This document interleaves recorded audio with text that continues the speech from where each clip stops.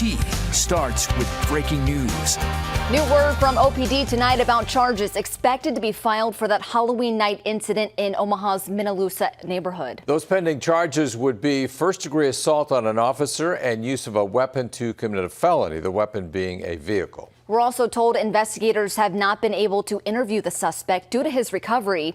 You'll remember an OPD officer shot him several times to stop the vehicle that he was allegedly driving. Investigators are also interviewing that officer and continue to gather witness statements. Also tonight, Minne Lusa Elementary School opened its doors to anyone in the community needing to reach out. And our Brent Weber was there as families, educators, and mental health specialists share the tools of trauma recovery. It's calm here 3 nights after the chaos of Halloween night. I spoke with the principal of Minne Lusa Elementary School, and she was very proud of the way her students have come through this. They know they have someone to talk to at the school. Tonight's meeting was for their parents. This is the first time that we've put something together like this. I think we've learned from history, even in Omaha, with big crisis events, that there's a need to process that with somebody.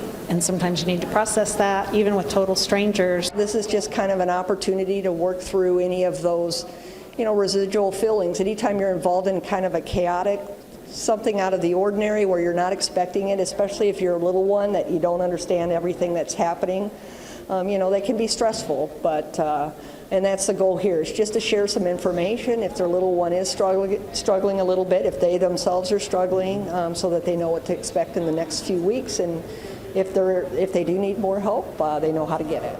None of those we talked to wanted to speak on camera. It's too personal, one parent told me. A woman said her grandparents and her grandkids were here on this street. They wanted to learn something that they could take back to the community to help heal. We can connect them all to resources if those are needed for parents, adults, babysitters, big brothers and sisters that had taken the little kids out for trick-or-treating. So it's scary. We like to say those things don't happen here. Project Harmony, Omaha Police hope this has planted the seeds to recovery for this community. On your side in Minne Lusa, I'm Brent Weber, 6 News. Brent, thank you. And we will have links to those resources on our website, WOWT.com.